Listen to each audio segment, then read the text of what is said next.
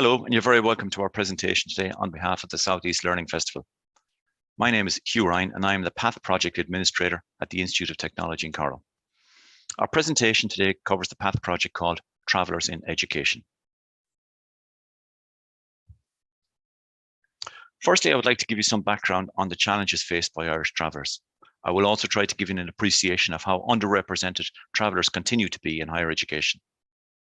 In March 2017, then Taoiseach Enda Kenny announced formal recognition for travellers as a distinct, separate ethnic group within Irish society. He rightly called this, and I quote, a proud day for Ireland, end quote. This recognition did not confer any new individual or constitutional rights for travellers. The ceremony was mainly symbolic in recognising the unique identity and culture of the travelling community within Irish society. During the same ceremony, the Taoiseach also said, and I quote, we recognise the inequalities and discrimination that the travelling community faces.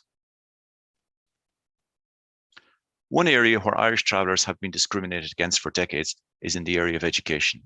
To gain an appreciation of that discrimination and how it affected the education of Irish travellers, we didn't only look to the government publication, the Commission on Itinerancy Report 1963. For 6 shillings and 6 pence, you could get your own copy of this report and go directly to chapter 10 called Education of Itinerants. And the first line of this chapter states, and I quote, almost all itinerants are completely illiterate, end quote. Reading through this report, we see that in the 1960 census, there was 1,642 traveller children aged between 6 and 14 years. Of this number, only 114 were recorded as being in regular school attendance. So that works out at 0.07% of traveller children aged between 6 and 14 were regular school attendees. This lack of education effectively prohibited travellers from accessing other supports or being able to compete for work within most professions. This discrimination was felt particularly in other areas, such as housing. In the same 1960 census, 78% of travelling families expressed a desire to settle into permanent accommodation. During these years, however, local authorities offered families the opportunity to apply for public housing through advertisements in the newspapers.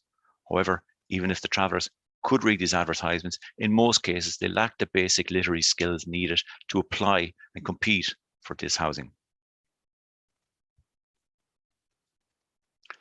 The traveller experience of education didn't progress much in the 1960s and 1970s. The reluctance of travellers to promote education within their own community can be blamed on the unwelcoming environment most parents would have endured during their own school days. Travellers were often placed in segregated special classes separated from other children, namely settled children. Speaking with a traveller activist lately, I was told that many traveller children were obliged to wash themselves before being allowed into a classroom. The implication of this practice is clear. It was to infer that travellers were inherently dirty. Once in the classroom, their school day often consisted of tasks such as drawing or colouring in that had no correlation to the curriculum that settled pupils were engaged with. The result of this was that literacy levels within the travelling community remained way below their settled counterparts. There were, however, initiatives put in place to try and reverse this failure. In 1980, the Visiting Teacher Service for Travellers was introduced as a resource in recognition of the reality that many schools managed by settled educators for the settled community had little relevance for traveller parents or their children. This service also acted as a means of gathering information about the travelling community for the Department of Education. The Visiting Teacher Service also advocated on behalf of travelling families, challenging objections and sometimes even legal challenges from school boards when travellers try to enrol in local schools. The Visiting Teacher Service was discontinued for travellers in 2011. Religious orders sometimes took it upon themselves to organise and pay for a daily bus service, collecting pupils from halting sites and delivering them to schools in the local catchment area. Initiatives such as the Visiting Teacher Service and intervention by religious orders sometimes resulted in travellers entering school systems, but soon realising that the school environment placed little significance on their values or their culture. This resulted in many students initially engaging with, but soon dropping out of the school system. In 1999, 478 travellers enrolled in first-year secondary schools across Ireland, and from that group, only 19 students, or 4%, continued to register for sixth year.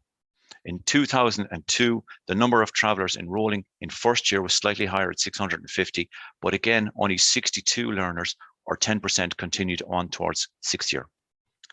Clearly, the education system had left a lot of travellers behind, and this washed out into unemployment figures. In 2002, the census recorded 44.8% of male travellers as unemployed against the national unemployment rate of 5.8%. Clearly, this situation could not be allowed to continue. So rather than dwell on the deficiencies of failed policies in the past, it's important to look forward to more enlightened times. How can we reverse this education shortfall in the travelling community? The third National Access Plan for Equity of Access to Higher Education 2015 to 2019 was launched in December 2015. This plan is often referred to as the NAP. The first NAP was launched in 2005, but nowhere in this document were there aspirational targets for educational opportunities for members of the travelling community. Why was this, you might ask? Well, it's because there was, and I quote, an absence of adequate data. From the latest NAP came the Action Plan for Increasing Traveller Participation in Higher Education 2019 to 2021. This action plan recognises that there is a body of work to be done so travellers can realise their potential through education. A hugely important realisation is that a whole of education approach is necessary to enable participation by travellers in higher education. It's no longer acceptable to have an educational system that excludes travellers even at the earliest level. The realisation is that we cannot hope to increase traveller transition to higher education if they are not engaged and retained at second level. As part of the National Access Plan, called PATH, the Programme for Access to Higher Education, this was established in 2017. The most recent version of the PATH project is PATH3. This project was refined into 3 separate work streams tasked with achieving the objectives of the National Access Plan. The work stream that we're looking into today is a Travellers in Education work stream. In keeping with the directions of the National Access Plan, projects were developed to make second level education more relevant to travellers. The concept of making education more accessible and relatable to different learners in our society can also be seen through the introduction of the Junior Certificate School Programme and the Leaving Certificate Vocational Programme. We should recognise that increasing traveller retention in second level schooling is the key to increasing participation and transition to third level. A key initiative of the PATH programme was to engage with and support stakeholders already working in this area. They continue to be the experts in this area with productive relationships built up over the years.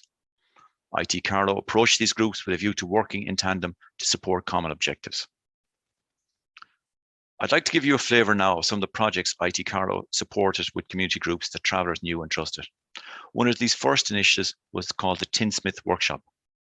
Tom MacDonald, that you can see there, is one of the last travelling tinsmiths remaining in Ireland.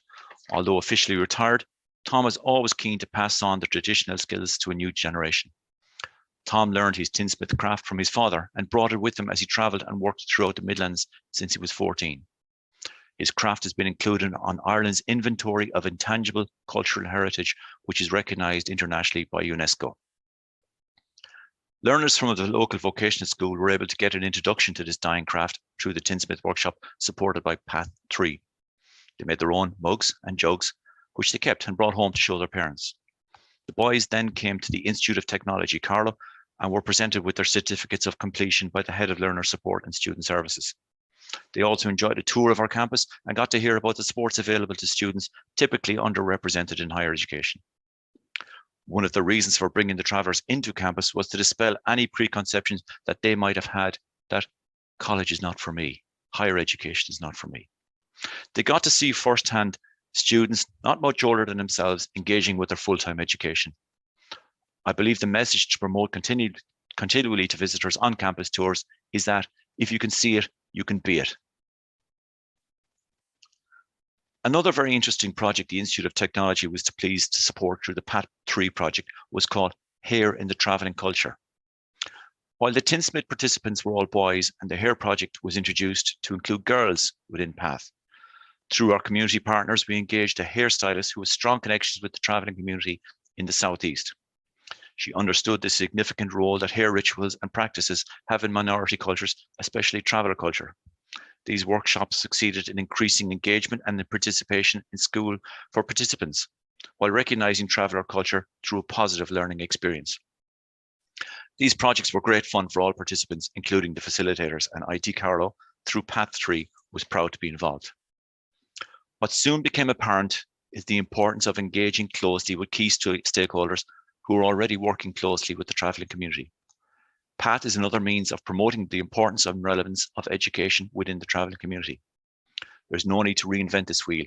The Institute of Technology continues to be very fortunate in working closely with individuals and organisations that have well-established, trusted relationships within the travelling community.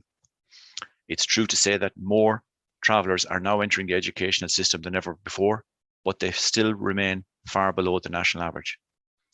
Currently, there are 61 members of the travelling community in higher education, but more role models continue to come forward from their community. They promote the mindset that education is the key to improving your circumstances whilst retaining your cultural identity. The PATH project has a cluster of partners, including UCC, the Institute of Technology Carlow, Waterford IT. Original partners IT Tralee and Cork IT have now combined and formed Munster Technological University. This partnership approach between these HEIs and key community organisations are primed to deliver more equality of opportunity to the travelling community in the future.